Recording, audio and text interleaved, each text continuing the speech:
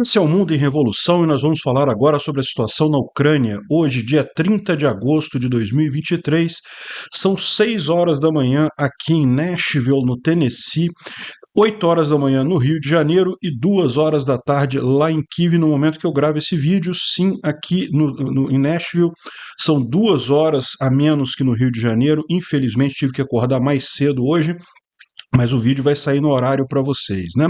E hoje tivemos novidades excelentes lá na Ucrânia. Os ucranianos fizeram nada mais, nada menos que o maior ataque com drones na Rússia em toda essa guerra. Atingiram 6 regiões da Rússia com uma quantidade enorme de drones. A gente sabe de vários aviões que foram danificados, principalmente aqui em Pskov, essa base aérea longe pra caramba.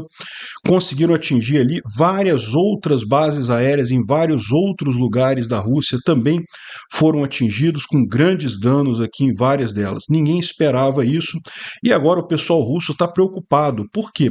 Se a Ucrânia tem capacidade de fazer um ataque desse tipo, ela pode revidar na Rússia durante o inverno o mesmo que os russos tentaram fazer na Ucrânia no inverno passado. Vocês lembram? Atingir estações elétricas e coisa e tal e deixar o pessoal sem energia, né? É um recado assustador que os ucranianos estão passando para os russos aqui, sem contar os danos enormes que aconteceram. E não foi só aqui, não. Também teve vários ataques aqui na Crimeia, em vários locais da Crimeia. Não foi um ataque pequeno, não, tá? Foram dezenas e dezenas de drones em vários lugares, né? Os russos estão dizendo que impediram um desembarque anfíbio ucraniano na Crimeia. A gente não sabe se isso é verdade ou não, né? O que a gente sabe é que teve vários alvos atingidos aqui na Crimeia ontem, né? Também temos novidades aqui na linha de frente. Os ucranianos estão lutando já dentro de Verbov, nos arredores de Verbov, o que significa, o que confirma que eles de fato ultrapassaram a principal linha defensiva russa ali na região, né?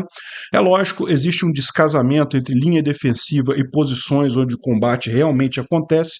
A gente vai falar sobre isso. Mas eles já estão na cidade de Verbov, o que é uma excelente notícia aqui. No fronte diplomático, temos duas boas novidades. Primeiro, mais um pacote de armas americano para os ucranianos de 250 milhões de dólares, com principalmente munição. E, além disso, a gente ficou sabendo que o Prigozhin estava planejando um golpe no momento que o avião dele foi destruído. É isso daí. Ele estava pensando em dar um troco ao Putin. Será que foi isso o problema? Será que foi isso que deu errado? Vamos tentar entender essas histórias, vamos falar sobre esses e outros assuntos em detalhes. Essas notícias foram sugeridas por um monte de gente lá no @ancapsubot, lá no Twitter. Eu agradeço a todo mundo que sugeriu as notícias, mas vocês sabem, eu estou sem o meu sistema, eu não consigo acreditar as pessoas, e agradeço também a você que está assistindo o nosso vídeo. Se você gosta do nosso conteúdo, por favor, deixe o seu like e se inscreva aqui no canal, né? Pois bem, vamos direto para o grande acontecimento da noite, que foi esse enorme ataque ucraniano aqui em várias cidades. O aeroporto de Pskov, que é um aeroporto aqui nessa região aqui, bem no norte da Rússia, aqui, ó, bem ao norte aqui, já na fronteira com a Estônia, né? O aeroporto foi atingido fortemente por vários drones, dá para ver vários focos de incêndio aqui, tudo pegando fogo ali na região.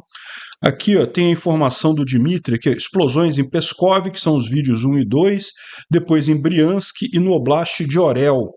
Então, foi tudo o avés, né? Ou seja, drones ucranianos que atingiram isso daqui. Aqui ele está falando só de 3 oblastes, né? Pskov, Briansk e Orel. A gente vai ver que, na verdade, foram em 6 oblastes o total dos ataques, né?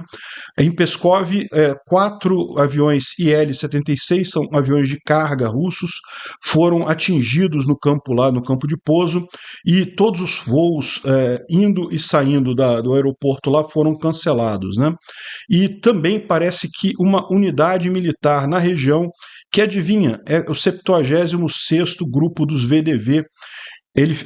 O local onde ele fica baseado é nessa cidade de Pskov, e esse grupo está lutando ali no fronte de Zaporizhia.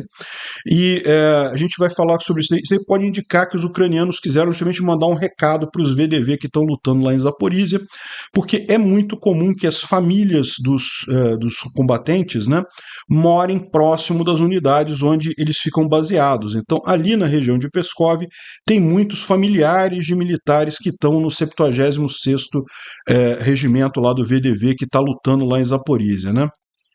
Então, aqui tem mais imagens lá, olha só, dá para ver vários pontos de fogo aqui, ó. Не пойму, в каком районе. Как аэропорт, что ли?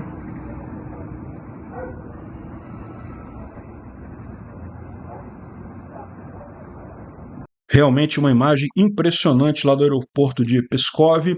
E aqui parece que é um dos aviões pegando fogo, aqui, ó, um IL-76 pegando fogo ali na área, em Pskov. E aqui tem outra imagem de outro avião pegando fogo também ali na área. Os russos confirmaram 4 aviões IL-76 que teriam pegado fogo, né? Mas parece que teve mais, tá? A gente vai ver daqui a pouco. Tem gente falando em 6 IL-76 e um Tu-22. Aqui, ó, na noite do dia 30 de agosto, uma tentativa do regime de Kiev para fazer um ataque terrorista com UAVs, com drones, na Federação Russa foi frustrado, né? Ou seja, os russos dizendo que não teve nada, conseguimos derrubar todos os drones. Tô vendo aqui que alguns drones foram derrubados com os próprios aviões em solo, né? O solo do aeroporto segurou o drone ali direitinho, realmente impressionante, né? É muito engraçado como é que a propaganda russa ela já tenta parir alguma desculpa, alguma coisa, não foi evitado, não tem nada, não teve nada, não aconteceu nada, mas está dizendo diferente agora, né? E aqui, ó, um plano Edelweiss foi introduzido em Pskov. Os serviços especiais foram transferidos para garantir a segurança lá. Todas as pessoas na cidade foram dadas armas e equipamentos de proteção, ou seja, é aquilo que eu estou falando para vocês. Eles estão muito preocupados, por quê? Porque os familiares dos soldados moram ali na região, né? E esse ataque pode ter sido um prenúncio justamente de um aviso para os soldados lá do 76º grupamento lá dos VDV, né? É lógico, tem alguns russos falando que os drones foram lançados da Letônia, né? Como vocês podem ver, a base aérea fica mais perto da Letônia e da Estônia do que da Ucrânia, né? Mas é pouco provável que esse pessoal tenha se envolvido nisso diretamente. O que pode acontecer são ucranianos infiltrados no território russo tendo lançado os drones. Isso já foi feito antes, pode ter sido feito dessa vez também. Ao invés do drone ter que sair da Ucrânia, caminhar todo aquele caminho até chegar lá na base aérea, ele já é lançado de dentro do território russo, né? Foram 13 explosões na base aérea de Pskov, que foi a principal atingida nesse ataque, né? Então tá aqui, aqui ó, o ministro da Defesa russo disse que 2 IL-76 foram destruídos, mas parece que já tem informações de que foram 6 destruídos, e também um Tu-22, né? E estão dizendo que também teria o equipamento de recarga, de reabastecimento dos aviões teria sido danificado também no aeroporto, impedindo o uso do aeroporto pelo futuro visível, né? Então, tá aqui, ó. O que poucos percebem é que os soldados profissionais, é muito normal eles morarem em locais próximos à unidade em que eles trabalham, né, em que eles servem, né? Então, embora esses soldados estejam todos na Ucrânia nesse momento, as famílias desses soldados provavelmente moram ali na região de Pskov. Então, isso daqui não deixou de ser um bom moral, um bom recado para o 76º lá, agrupamento lá dos VDV, que estão agora em Novoprokopivka brigando com os ucranianos, né? Eles estão sabendo agora que as suas esposas e crianças estão todo mundo com medo por conta desses ataques enormes que aconteceram lá. Então, foi dado o recado para o pessoal ali, né? E não foi só ali em Pskov, não. Pskov foi o maior deles, né? Como a gente viu, tem gente falando em 6 IL-76 e mais um Tu-22 e mais o equipamento de recarga lá do aeroporto, né? De reabastecimento do aeroporto, mas também teve alguma explosão grande aqui em Briansk, que é uma grande explosão na região de Briansk. E, segundo estão dizendo aqui, eles atingiram, os drones ucranianos atingiram a fábrica Kremny EL, que é uma das maiores produtoras de microeletrônicos russos, né? Então, certamente é uma fábrica que está sendo usada no esforço de guerra e, excelente, os ucranianos foram lá e destruíram ou atingiram essa fábrica. Se conseguiram causar danos suficientes, a gente não sabe, dá para ver no vídeo que... Ó,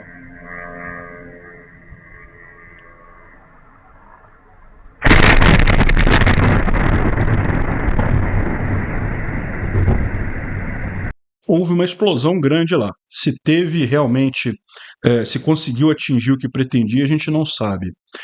Não foi só também em Briansk. Tula, mais uma explosão foi reportada. Isso aqui são os drones ucranianos em várias regiões, foram muitos drones ucranianos mesmo. Aqui um outro impacto de drone no Oblast de Ryazan. Isso aqui foi um outro ataque de drone no Oblast de Ryazan, mais um dos ataques. Não dá para ver nada aqui, mas dá para ouvir o impacto, olha só.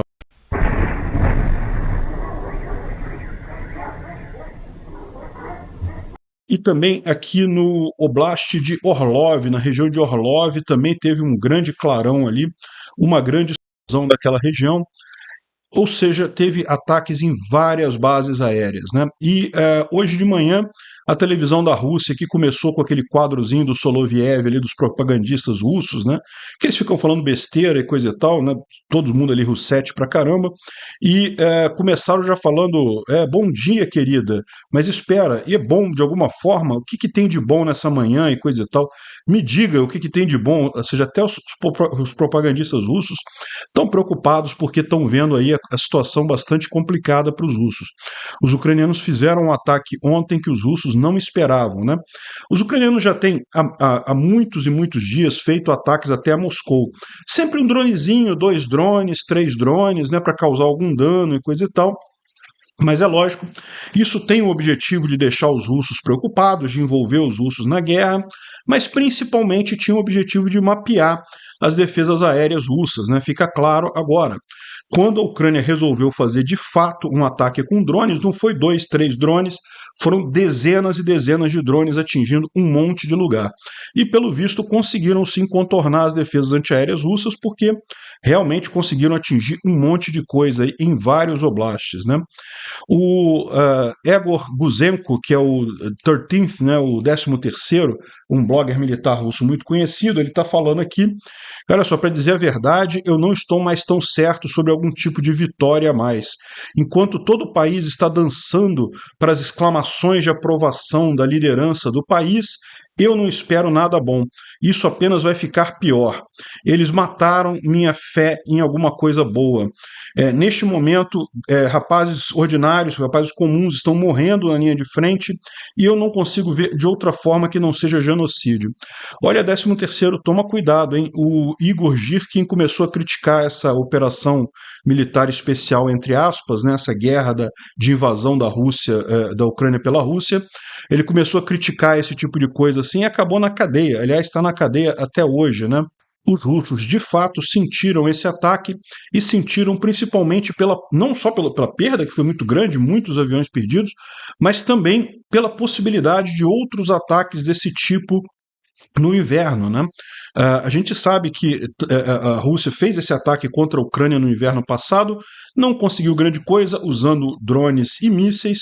Agora a Rússia pode ter que enfrentar o mesmo problema esse inverno, né? Os ucranianos têm capacidade de fazer esse tipo de ataque, né? Aparentemente, o ataque foi feito, pelo menos parcialmente, pelo Bober UAV, pelo drone Bober, que é a cópia ucraniana do drone Shahid 136 desenvolvido pelo Irã, né? Então, o Irã desenvolveu esse drone, os russos começaram a usar, os ucranianos capturaram alguns, replicaram o drone, fizeram a versão deles do drone e agora estão usando isso contra a Rússia. Vai ser divertido daqui para frente ver isso. Eles falam isso por conta do som. Olha o som. Это, ебать, что за мопед летит? Это, блядь, Tá vendo? É som de mobilete, é som de motor 2 tempos. É exatamente o que caracteriza esses drones Shahid 136 e agora o drone Bob, que é dos ucranianos, né? Bom, além disso, a gente teve um helicóptero do FSB que caiu lá na Rússia e matou 3 guardas lá do Putin. FSB, vocês sabem, é o órgão sucessor da famigerada KGB da época dos soviéticos, né? Então, menos 3 aliados do Putin aí nessa história, né? Até onde a gente sabe, não foi ataque de ninguém, foi realmente algum acidente, o helicóptero caiu ali. Bom, não foi só na Rússia que teve ataque, não. Também na parte ocupada da Ucrânia, aqui na Crimeia, ali em Oleneva, teve mais um grande ataque, mais uma grande nuvem aqui, né? Foi nessa região aqui de Oleneva que os ucranianos atingiram um complexo S-400 russos aqui alguns dias atrás e depois também desembarcaram, fizeram um desembarque e atacaram unidades russas que estavam aqui, né, aqui na Crimeia. E também nesse mesmo tema, os russos estão dizendo que afundaram 2 barcos rápidos ucranianos aqui no Mar Negro, que estavam se dirigindo à Crimeia, né? A gente não sabe se realmente isso é verdade ou não. Isso daí é o que os russos estão falando, né? Então, isso aqui é um Telegram russo dizendo que essa explosão ali em Oleneva, na verdade, foi os russos derrubando um míssil Neptune, que foi o míssil usado para destruir o S-400 alguns dias atrás, né? Então, eles estão dizendo que foi o primeiro que foi derrubado pela defesa aérea russa, né? Só que se você olhar o mapa, se você olhar a coisa aqui, é uma coluna de fumaça enorme. Esse míssil atingiu o alvo, não foi derrubado coisa nenhuma, né? Míssil derrubado pode até causar alguma coisa, mas é muito, muito pequeno, não dá uma explosão desse tamanho, não dá uma coluna de fumaça deste tamanho aqui, né? Então, certamente o que aconteceu aqui foi que eles não conseguiram parar, foi nada. Mais uma vez, é desculpa russa para dizer que tá tudo bem, né?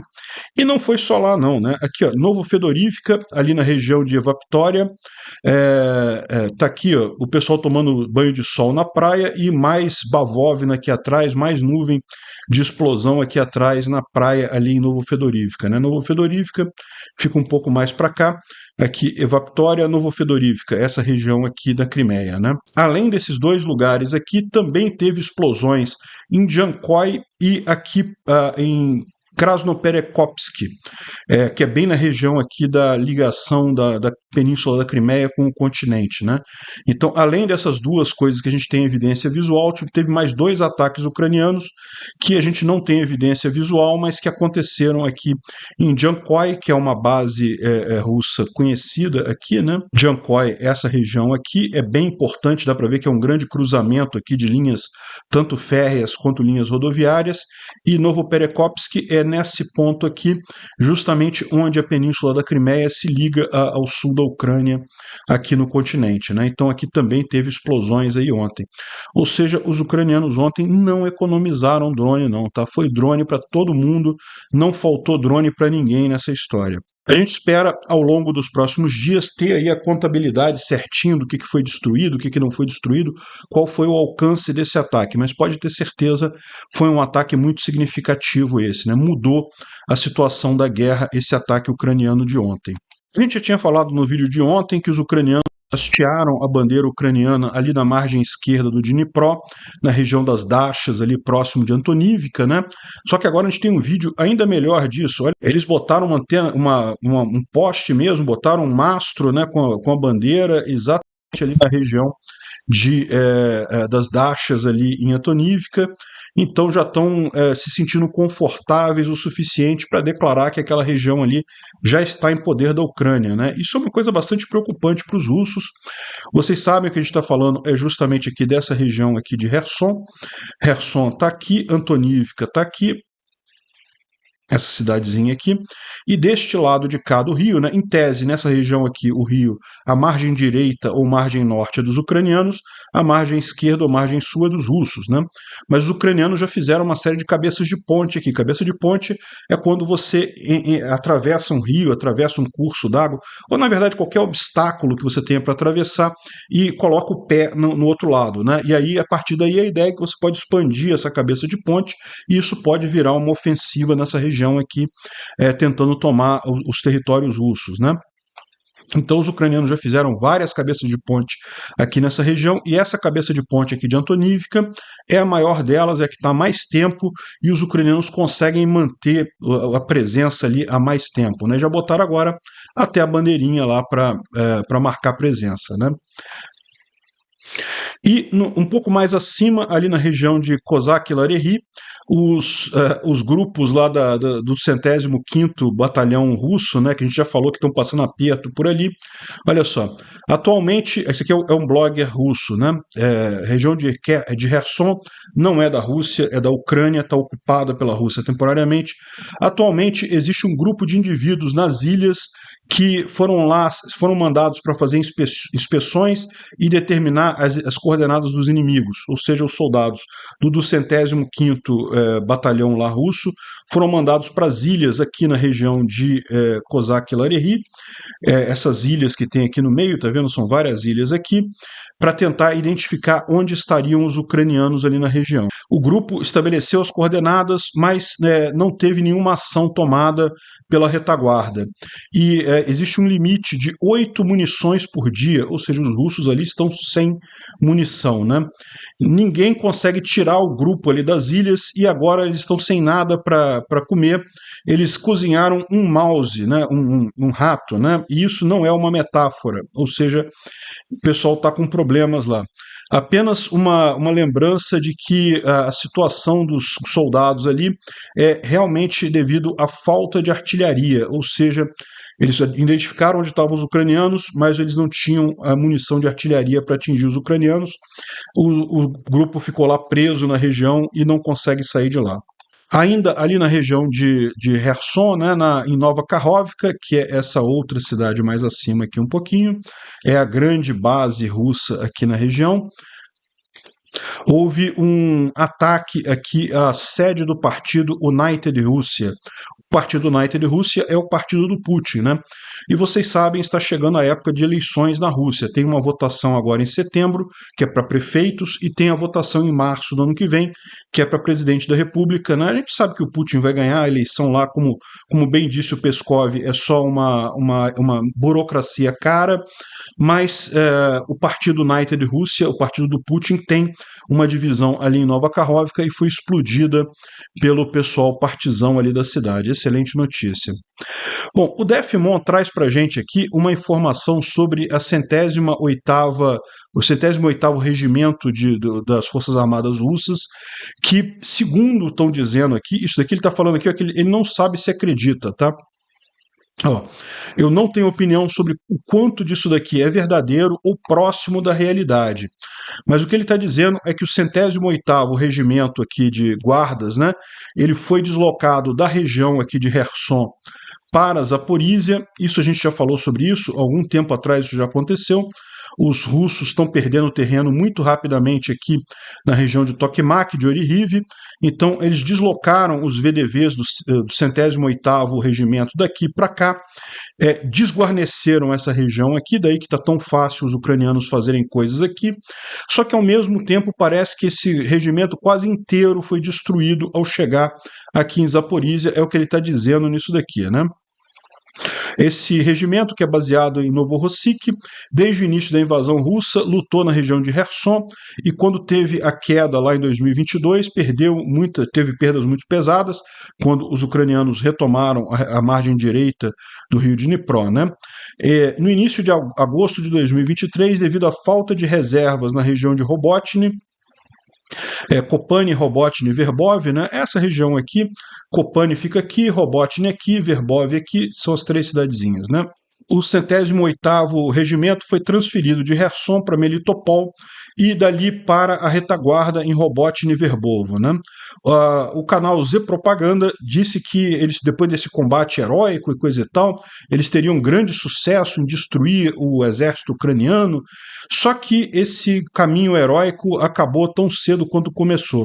De acordo com algumas fontes próximas à unidade, o próprio 108º Regimento, durante a transferência da região de Kherson, 30 a 50 soldados do regimento fugiram, ou seja, desertaram, né? não querendo ir para a linha de frente onde haviam lutas muito, muito duras, né? Quando eles estavam lá em Kherson, eles estavam meio que na retaguarda, porque Kherson, bem dizer, como ter proteção do rio, não tem luta muito forte, né? E no caminho entre Tokmak e Novoprokhovka não é o mesmo que Novoprokopivka, lembra, a gente já explicou isso aqui.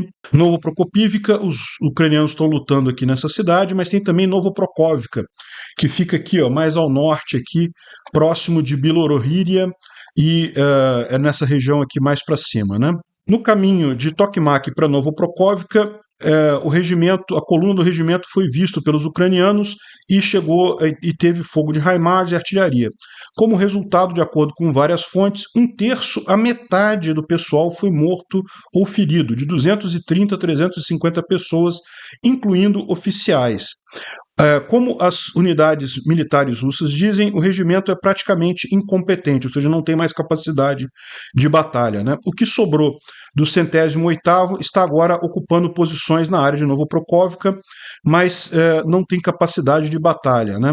O 108º Regimento é parte da 7ª Divisão de Assalto Aéreo, o 56º Regimento, que também é parte da divisão, está lutando na região ao redor ali, né?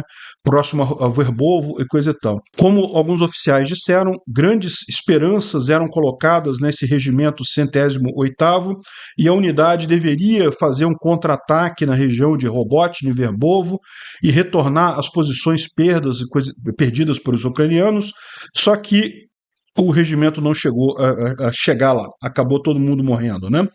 Ou seja, a gente não sabe se isso é verdade, tá? Mas é uma boa história, uma coisa tomara que seja verdade, né? Outra thread interessante aqui é do Tatarigami, falando sobre como que, na verdade, essas posições defensivas mais visíveis que a gente vê no mapa, né, nem sempre correspondem diretamente aonde as batalhas acontecem de fato. E ele dá alguns exemplos aqui, mostrando justamente as linhas defensivas e coisa e tal, e ele fala o seguinte, a linha defensiva é uma linha passiva, mas você tem outras defesas que são defesas ativas na região, né? Então, a defesa ativa ela não acontece necessariamente no mesmo ponto da linha defensiva. Isso talvez explique por que os ucranianos, aqui ele fala aqui, ó, onde estão as defesas visíveis no mapa, né? E aqui, ó, olha só, onde está acontecendo de fato as áreas em que acontece a batalha, em que você tem troca de tiros e coisa e tal. Por quê? Porque isso daqui é defesa passiva, né? Defesa ativa acontece próximo dali, mas não exatamente no mesmo lugar, né? Só uma observação que ele faz aqui, porque, como a gente vai ver em seguida, aqui, ó, os ucranianos já estão lutando próximo a Verbov. Então, a principal linha defensiva russa, na verdade, eles passaram muito rápido, né? A defesa passiva, essas trincheiras antitanque, valas antitanque, na verdade, é muito rápido de ser contornado isso. A dificuldade é a defesa ativa e campos minados. Os ucranianos já furaram, porque lembra, a principal linha defensiva aqui, né? Verbov está aqui, ela passa antes de Verbov. Se os ucranianos já estão lutando em Verbov, então você pode ter certeza, já passaram pela principal linha defensiva russa aqui na região, né? A velocidade dos ucranianos parece estar aumentando nos últimos dias. Vamos torcer para ter boas novidades aí nos próximos dias. Tem um outro soldado aqui ucraniano, o Osman, do 24º Batalhão Aidar, ele está lutando lá na região de Velika Novosilka, e ele está falando que teve sucesso, os ucranianos tiveram sucesso em operações ofensivas em direção a Volodine. A gente está falando agora aqui dessa outra região mais para cá. Volodine é essa região aqui, então os ucranianos conseguiram avançar nesse sentido aqui, o que é uma excelente notícia. Talvez ele esteja falando justamente da eliminação daquele grupamento que tinha nessa região aqui, que a gente já mencionou alguns dias atrás, mas de qualquer forma não deixa de ser uma grande vitória ucraniana esse avanço, né? E também ele diz que eles estão avançando a sudoeste de Pavlivka. Ele fala aqui, ó, que Zaporizhia teve progresso com a liberação de um vilarejo, mas ele lembra aqui que isso pode ser a confirmação de Robotnik, tá? Então pode ser que ele esteja falando de Robotnik. E aqui é sudoeste de Pavlivka. Então, sudoeste de Pavlivka, aqui ó, em Vuhledar, os ucranianos estão aqui. Sudoeste de Pavlivka é para cá, né? É justamente Mikilsk, essa região das Dachas aqui. A gente sabe que os ucranianos estão avançando aqui também, mas não tem muitas informações sobre o quanto que está avançando por aqui, né? Olha só, as autoridades de ocupação russa estão saindo de Tokmak, estão abandonando o Tokmak. Excelente notícia. É sinal que eles estão sabendo que muito em breve Tokmak está na linha de frente e eles não vão poder continuar por lá, né? Então, ótimo, os ratos já estão abandonando o navio ali, né? E aqui também é o mesmo aviso feito de outra forma, também avisando que a Natália Romeniuk, avisando que os russos já estão fugindo ali, sobre avanço direto das nossas tropas que está acontecendo, o inimigo não tem mais nenhuma chance de consolidar a sua defesa que foi rompida ali, então parece que tudo isso indica um status de quebra da defesa russa. Isso o avanço das nossas tropas já é óbvio na geografia, isso demonstra que as forças inimigas estão retraindo diretamente, ou seja, o pessoal russo está fugindo aqui na região do avanço ali em Verbov e certamente Tokmak não é mais segura para os russos aqui. Olha só quanta notícia boa nesse dia, né? Bom, o Instituto para o Estudo da Guerra fala um pouco sobre os avanços ucranianos aqui nas várias regiões. A gente já falou sobre isso, então não vale a pena a gente falar de novo, mas ele fala aqui sobre o enterro do Prigozhin, né? Foi feito o enterro do Prigozhin e do outro chefe lá do grupo Wagner num cemitério em São Petersburgo, né? Em cemitérios separados para evitar a criação de sites de peregrinação ali na região, né? Olha só, saiu a informação que no dia depois do assassinato do Prigozhin pelo Putin, os mercenários do grupo Wagner estavam num avião AN-124 ali na região de Rostov, próximo a Kazan, aqui em Kazan, e estavam prontos para reiniciar o golpe contra o Kremlin, né? Então eles chegaram a decolar, iriam em direção a Moscou para fazer o golpe, mas depois receberam comunicação para voltar e abortar a coisa toda. Será mesmo? Será que esse ataque do Prigozhin foi o Putin sabendo que ele tinha capacidade de fazer um golpe de novo e querendo abortar isso antes? Ou será que realmente eles não tinham capacidade, eles só perceberam que não teriam capacidade de fazer o golpe? Enfim, não dá para saber, né? Mas tem confusão ali ainda, as tropas do Prigozhin não estão satisfeitas e daqui a pouco o Putin não vai ter nem a Rússia mais de tranquilidade para ele ficar, né? Aqui, ó, mostrando que, mais uma vez, o Putin se recusou a sair da Rússia, ele avisou a Índia que ele não vai participar do encontro do G20, né? O Putin está morrendo de medo de ser preso no exterior, ele sabe que ele vai acabar no Tribunal de Haia, mas ele quer evitar ao máximo isso acontecer, então quanto mais tempo ele conseguir adiar, melhor, né? Uma outra informação curiosa trazida aqui pelo Phillips O'Brien é referente à quantidade enorme de peças de artilharia russas que foram destruídas pelos ucranianos recentemente. E a questão que ele está falando aqui, será que ele está com problema do cano, né, das armas, né, do barril das armas? Essas armas de artilharia, elas têm um desgaste. Depois de um tempo, elas começam a ficar muito pouco precisas. Você não consegue mais colocar a mesma carga na arma. Isso força o exército a jogar essas armas de artilharia, obuses, canhões e coisa e tal, mais perto da linha de frente, porque ela não pode ser usada muito na retaguarda, porque ela não tem mais a capacidade que ela tinha no início. E ela mais próximo da linha de frente fica mais fácil de ser atingida pela artilharia de contra-bateria dos ucranianos. Então pode ser essa indicação que os russos estão com... aquele negócio, os russos têm muita arma de artilharia, muito obus da época soviética, né? Coisa antiga, mas tem. Então, pode ser isso, né? Esse pode ser o problema, desgaste dessas armas. Bom, saiu uma informação aqui que nesse verão inteiro, nesses vários meses, 13 semanas de contraofensiva que os ucranianos estão fazendo, apenas 10 tanques Leopard 2 foram danificados, estão sendo reparados e apenas 5 foram realmente destruídos pelos russos. Isso é uma notícia ótima, porque os russos adoravam mostrar tanques Leopard destruídos e muita gente tinha a impressão que eles destruíram uma grande quantidade dos Leopard 2, mas não é verdade, destruíram só 5 e tem 10 que foram danificados, mas mas serão consertados e voltarão à batalha. Isso dos 71 tanques Leopard 2 que estão sendo usados nessa contraofensiva. Ou seja, no final das contas, o desempenho está sendo muito positivo desses tanques, né? Só 5 dos 71 Leopard foram destruídos. Outra coisa importante, nenhum pessoal morto, ou seja, quem estava operando os tanques em nenhum momento foi atingido nesses ataques, né? Bom, uma outra boa notícia, os ucranianos vão receber mais um pacote de 250 milhões de dólares dos Estados Unidos, que vai incluir um monte de munição para defesa antiaérea, HIMARS e mais um monte de coisa, excelente notícia. E também a România e a Holanda fizeram um acordo que a România que vai fazer o treinamento nos F-16 ucranianos. Então eles vão montar um centro de treinamento ali. A Lockheed Martin, que é a fabricante do F-16, vai prover tanto o treinamento quanto a manutenção dos aviões, isso tudo ali na Romênia. E lógico, a Holanda é que vai fornecer as aeronaves em si. Então, excelente notícia, os F-16 na Ucrânia estão ganhando força. A gente espera que para o ano que vem isso vai ser uma vantagem enorme da Ucrânia nessa guerra. Obrigado por assistir o vídeo até o final. Se gostou do conteúdo, não esqueça de deixar o seu like, isso ajuda o canal a crescer e a chegar para mais gente. Se não gostou, deixe o dislike e explique nos comentários como podemos melhorar.